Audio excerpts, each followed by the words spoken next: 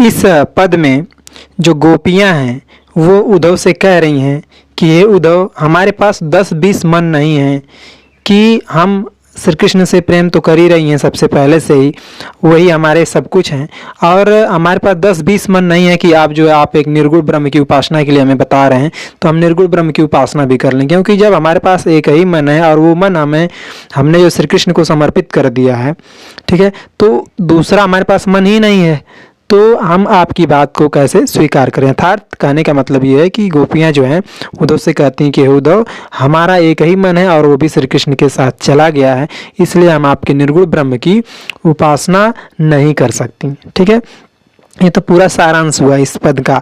लेकिन इसका अगर अर्थ बताने का प्रयास हम करें लाइन बाय लाइन, तो आइए बहुत ही आसान भाषा में आपको समझाने का प्रयास करते हैं। देखिए, पहली लाइन में जो है वो गोपियां जो है उद्धव से कह रही हैं, क्या कह रही हैं, उद्धव मन न भय 10-20। ठीक है, उद्धव से कह रही हैं कि हे उद्धव, हमारे पास 10-20 मन नहीं है। ठीक है, हमारे पास एक ही मन है, हमारे पास 10-20 मन नहीं है। और आगे कह रहे हैं कि एक हुतो सो गयो श्याम संग कौ और आधे ईस। कह रहे हैं कि हे उद्धव, हमारे पास 10-20 मन नहीं है, ठीक है, और एक हुतो सो गयो श्याम संग, हमारे पास क्या है, एक ही मन है। एक हुतो मतलब हमारे पास एक ही मन है, सो वो भी गयो श्याम संग, और वो भी मन जो है भगवान श्री कृष्ण के साथ चला गया है ना, कन्हैया के साथ चला गया है। जो अब जब वो मथुरा गए तो हमारे मन को लेकर के चले गए। अब कौ और आधे ईस, अब बताइए, हमारे पास एक ही मन था, ठीक है, अब वो भी श्री कृष्ण के साथ चला गया था, तो हमारा एक ही मन है और उस मन से हम श्री कृष्ण को प्रेम करती हैं। तो कौ और आधे ईस, तो हम जो है दूसरा मन तो हमारे पास है नहीं, तो हम आप ही बताओ कि जब हमारे पास दूसरा मन नहीं है तो हम आपके द्वारा निर्गुण ब्रह्म की उपासना कैसे करेंगे, कैसे उस निर्गुण ब्रह्म की हम उपासना करेंगे।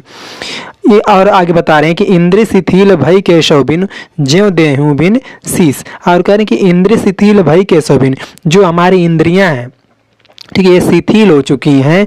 कैसे भाई, केशव बिन, यानी केशव यानी कृष्ण के बिना, जब से वे कृष्ण जो है ब्रज से मथुरा चले गए हैं तब से जो हमारी इंद्रियां हमारे पास हैं वो भी एकदम शिथिल हो गई हैं। ठीक है, जब से वे मथुरा चले गए हैं।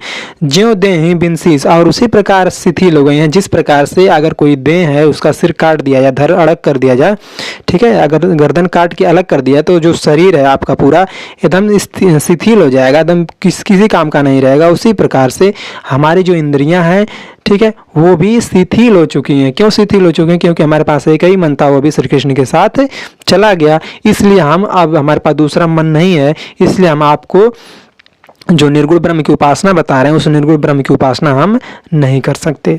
अब बता रही हैं आगे गोपियां जो हैं उद्धव से कह रही हैं कि हे उद्धव, आशा लागी रहति तन श्वासा, हमारी जो आशा है, आशा लागी रहति तन श्वासा जीव ही कोटि बरिस। कह रही हैं गोपियां कि हे उद्धव, हमें बस यही आशा लगी है कि कभी कृष्ण आएंगे, ठीक है, मथुरा से ब्रज कभी आएंगे, और उसी की आशा में हमारी जो सांसें हैं, तन श्वासा, जो हमारी सांसें तन में चल रही हैं।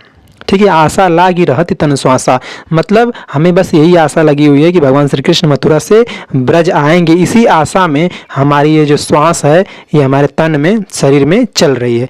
और जीवन ही कोटि बरिस, और उसी के भरोसे, ठीक है, उनके आशा के भरोसे कि वो आएंगे, इसी के भरोसे जो है हम कोटि बरिस यानी करोड़ों बरिस तक हम जीवित रह सकती हैं उनकी याद में। ठीक है, और आगे कह रही हैं कि तुम तो सखा श्याम सुंदर के सकल जोग के इसकी, हे उद्धव, आप तो सखा हैं, अर्थात क्या बोलते हैं कि सखा मतलब होता है दोस्त। ठीक है, तो आप कह रही हैं गोपियां कि हे उद्धव, तुम तो सखा श्याम सुंदर के, तुम तो जो है भगवान श्री कृष्ण के दोस्त हो। ठीक है, आप क्या है, भगवान श्री कृष्ण के सखा हैं, दोस्त हैं, तो सकल जोग के ईश, ठीक है, और आप जो है सकल जोग के ईश, और सभी जोग के, सभी विद्याओं के, सभी योग के, सभी ज्ञान के ईश भी हैं। ठीक है, तो इसलिए आप ही क्यों नहीं हमें श्री कृष्ण से मिला देते। ठीक है, और अंतिम पंक्तियों में जो गोपियां वो कह रही हैं कि सूर हमारे नंद नंदन बिन और नहीं जगदीश, यानी सूरदास जी कहते हैं कि गोपियां कह रही हैं अंतिम में कि हे उद्धव, हमारे नंद नंदन बिन, यानी हमारे जो है नंद नंदन यानी भगवान श्री कृष्ण के बिना और नहीं जगदीश, और कोई दूसरा जगदीश ईश्वर नहीं है जिसकी हम आराधना करें। ठीक है, फिर एक बार पूरा इसका अर्थ देख लीजिएगा। इसका अर्थ बताएंगे कि गोपियां जो है पहले लाइन में कह रही हैं कि हे उद्धव, हमारे पास 10-20 मन नहीं है, हमारे पास एक ही मन है और वो भी भगवान श्री कृष्ण के साथ चला गया है। तो अब आप ही बताइए कि हम किस मन से आपके द्वारा बताए गए निर्गुण ब्रह्म की उपासना करें। इंद्र शिथिल भई केशव बिन ज्यों देहु बिन शीस। कह रहे हैं कि हमारी जो इंद्रियां हैं वो एकदम शिथिल हो चुकी हैं केशव के बिना।